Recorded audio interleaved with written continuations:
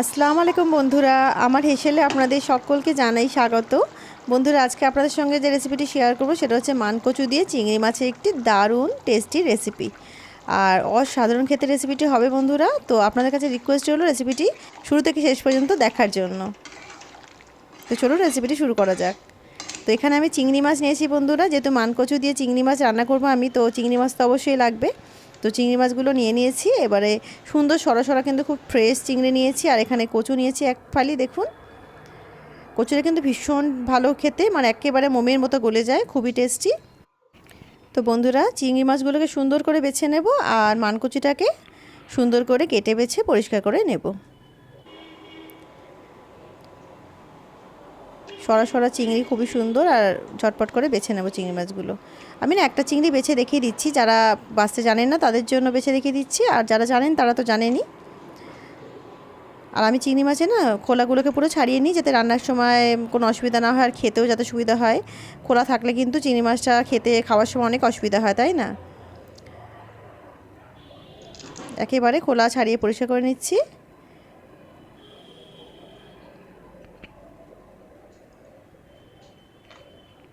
আর চিংড়ি মাছের ভিতরে যে শিরাটা থাকে না বন্ধুরা, অবশ্যই সেটাকে বাদ দেবেন, এটা কিন্তু নোংরা থাকে এর মধ্যে ভীষণ।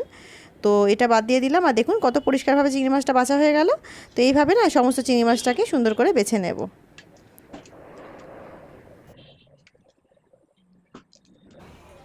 তো বন্ধুরা দেখুন, চিংড়ি মাছগুলো সুন্দর করে ছাড়িয়ে নিয়েছি। আর চিংড়ি মাছেতে কিন্তু 3 ডবল চিংড়ি মাছের খোলা বেরিয়েছে। আর চিংড়ি মাছগুলো কিন্তু খুব সুন্দর করে ধুয়ে নিয়েছি। আর তার মধ্যে নুন হলুদ মাখিয়ে নিচ্ছি। এটাকে নুন হলুদ মাখিয়ে এখন এক সাইডে আমরা রেখে দেব। আর কচুটাকে সুন্দর করে কেটে বেছে নেব।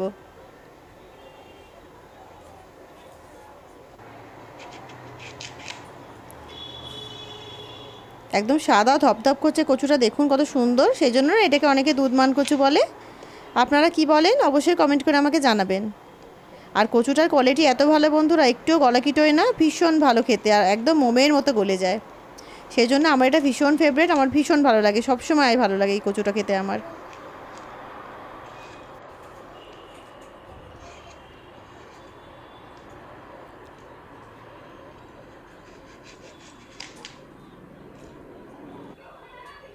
এইভাবে চৌকো চৌকো করে মানকচুগুলোকে কেটে নেব। আর আমি একটু বড়ো বড়োই রাখলাম বন্ধুরা, কারণ এটা কিন্তু খুব মোমের মতো সুন্দরভাবে গলে যায়। তো বেশি ছোট করে কাটার দরকার নেই, তাহলে একদম গলে মোম হয়ে যাবে, ভালো লাগবে না, ঘেটে যাবে। বেশ গোটা গোটা থাকবে আর গলে যাবে, ওরমই ভালো লাগে খেতে।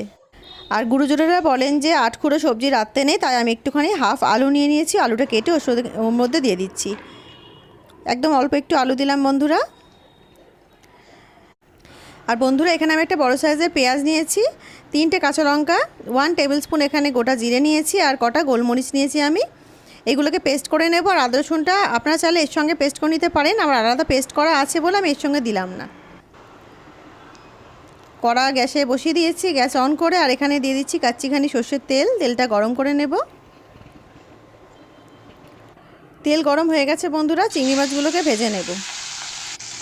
চিংড়ি মাছগুলো খুব বেশি কড়া করে ভাজার দরকার নেই বন্ধুরা। চিংড়ি মাছ বেশি ভাজলে কিন্তু, হাই হিটে ভাজলে চিংড়ি মাছ কিন্তু শক্ত হয়ে যায়। সেজন্য মিডিয়াম ফ্লেমে হালকা করে ভেজে নিলেই হবে চিংড়ি মাছগুলো। এই বাকি তেলটায় আমরা ফোড়ন ব্যবহার করব একটা। এখানে আমি হাফ চামচ মতো গোটা জিরে নিয়েছি। আচ্ছা, একটুখানি কালো জিরে নিয়েছি আমি এখানে, 2টো শুকনো লঙ্কা আর একটা তেজপাতাকে কুচি করে নিয়েছি। কালো জিরাটা কিন্তু খুবই অল্প পরিমাণে দিয়েছি বন্ধুরা আমি, মানে টিস্পুনের 4 ভাগের 1 ভাগ বলতে পারেন কালো জিরেটা আছে এখানে দেওয়া।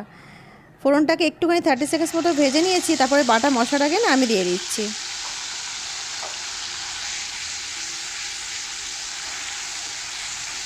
বাটা মশলাটাকে সুন্দর করে এখানে কষিয়ে নিতে হবে। একটু হলুদ গুঁড়ো দিলাম, স্বাদ মতো লবণ,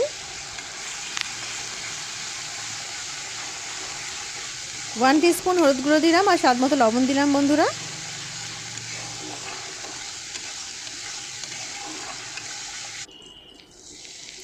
আদা রসুনের পেস্ট দিয়ে দিচ্ছি।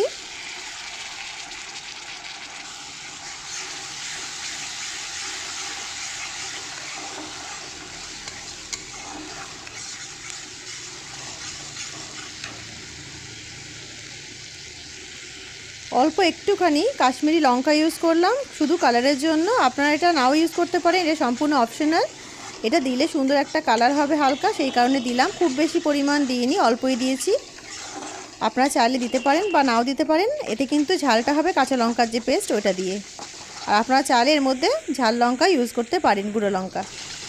এবারে একটা কাজ হচ্ছে, মশলাটাকে না সুন্দর করে ফ্রাই করে নিতে হবে। একটুখানি জল দিলাম যাতে মশলাটা পুড়ে না যায়। গ্যাসের ফ্লেমটাকে আপনারা জোরে করে মশলাটাকে কষিয়ে নিতে পারেন, শুধু খেয়াল রাখতে হবে মশলাটা যাতে পুড়ে না যায়। মশলাটা ভালো করে কষিয়ে নিয়েছি। এবার দিয়ে দিচ্ছি ধুয়ে রাখা কচু আর আলুটা। এইটাকেও না সুন্দর করে কষিয়ে নিতে হয় মশলার সঙ্গে। মশলাটাকে কিন্তু আমি আগে ভালো করে ফ্রাই করে নিয়েছি। মশলার মধ্যে কোনো কাঁচা আদা রসুনের গন্ধ নেই, পেঁয়াজের গন্ধ নেই। তো ওইভাবেই মশলাকে সুন্দর করে প্রথমে ফ্রাই করে নেবেন, তারপরে ভালো করে মশলাটার সঙ্গে কচুটাকে কষিয়ে নেবেন। কষানো হয়ে গেছে, আমি দিয়ে দিচ্ছি এতে পরিমাণ মতো জল। বন্ধুরা, এতে পরিমাণ মতো জল দিয়ে দিচ্ছি। আর আমি এতে খুব বেশি ঝোল রাখবো না, মাখো মাখো টাইপের তরকারিটা করব, সেই জন্য জলের পরিমাণটা সেই বুঝেই দিচ্ছি, কমই দিচ্ছি। আপনারা যদি মনে করেন একটু ঝোল ঝোল করবেন, তাহলে কিন্তু জলের পরিমাণটাকে একটু বাড়িয়ে দেবেন।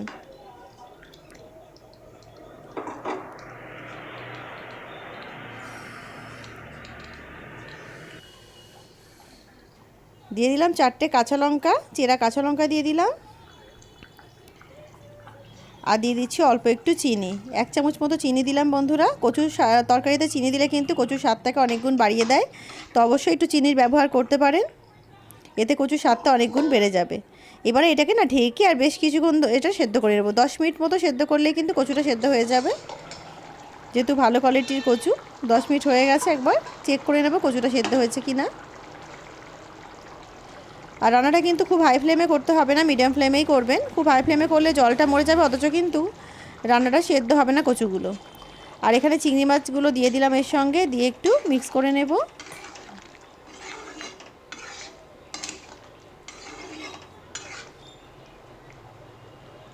কচুটা চেক করে নেব।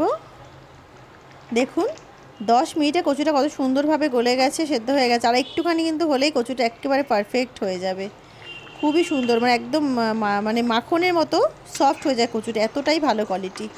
তো মানকচু কেনার সময় সবসময় কোয়ালিটি দেখে কিনবেন, ভালো দেখে কিনবেন, আঁশ ছাড়া কিনবেন, তাহলে কিন্তু কচুটা খুব ভালো হবে। এটাকে ঢেকে আর বেশ কিছুক্ষণ রান্না করে নেব। আর এখানে গরম গরম ভাত আমার একেবারে রেডি হয়ে গেছে। এই ভাতটাকে ঢেকে রেখে দেবো এখন। কচুটাকে আরও 5 মিনিট মতো আমি এখানে কুক করে নিয়েছি। দেখুন জলের পরিমাণটা কিন্তু অনেকটাই কমে গেছে। আর কচু কিন্তু রেখে দেওয়ার পরে না জলটা কিন্তু শুকিয়ে যায়। তো আপনারা যদি গ্রেভি রাখতে চান, ঝোলটা রাখতে চান, তাহলে জলের পরিমাণটা সেই বুঝে একটু বাড়িয়ে দেবেন। না হলে যখন ঠান্ডা হয়ে যাবে জলটা কিন্তু একেবারে টেনে নেবে কচু, তো সেই বুঝে কিন্তু জলটা দেবেন। আর দেখুন মাখো মাখো কত সুন্দর কচুটা হয়েছে, দেখে গোটা গোটা মনে হচ্ছে বন্ধুরা, কিন্তু কচুটা একেবারে সেদ্ধ হয়ে গেছে। দেখুন একদম মাখনের মতো গলে গেছে, ঘেটে যায়নি কিন্তু কিন্তু মানে সুন্দরভাবে সেদ্ধ হয়ে গেছে কচুটা। আমি এরকমই চাইছিলাম, তাই আমি এরকমই রাখছি। একটু মিক্স করে নেব সুন্দর করে। ওপর থেকে শেষে দিয়ে দিচ্ছি একটু ধনেপাতা কুচি। ধনেপাতা কুচিটাকে ভালো করে মিক্স করে নেব।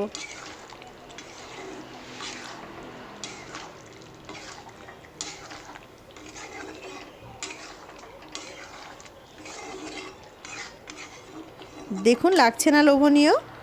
একেবারে গরম গরম ভাতের সাথে বন্ধুরা গরম গরমে তরকারিটা খাবেন, অসাধারণ লাগবে। আমার তো ভীষণ প্রিয়, দেখে আমার এখনই খেতে ইচ্ছা করছে। তো রেসিপিটি ভালো লাগলে অবশ্যই আমার চ্যানেলকে লাইক, শেয়ার এবং সাবস্ক্রাইব করে আমার সঙ্গে থাকবেন বন্ধুরা। আর গ্যাস অফ করে দিয়েছি, কচু কিন্তু আমার একেবারে রেডি হয়ে গেছে। আর ওপর থেকে একটু ভাজা ধনে, জিরে আর গোলমরিচের গুঁড়ো ছিল, সেইটাকে আমি একটুখানি ওপর থেকে ছড়িয়ে দিলাম। শুকনো খোলায় ভেজে গুঁড়ো করে রেখেছিলাম। তো বন্ধুরা, রেসিপিটি ভালো লাগলে অবশ্যই আমার চ্যানেলকে লাইক, শেয়ার এবং সাবস্ক্রাইব করে আমার সঙ্গে থাকবেন। দেখা হচ্ছে একটা অন্য নতুন ভিডিওর সঙ্গে। ততক্ষণ সবাই ভালো থাকুন, সুস্থ থাকুন। আল্লাহ হাফিজ।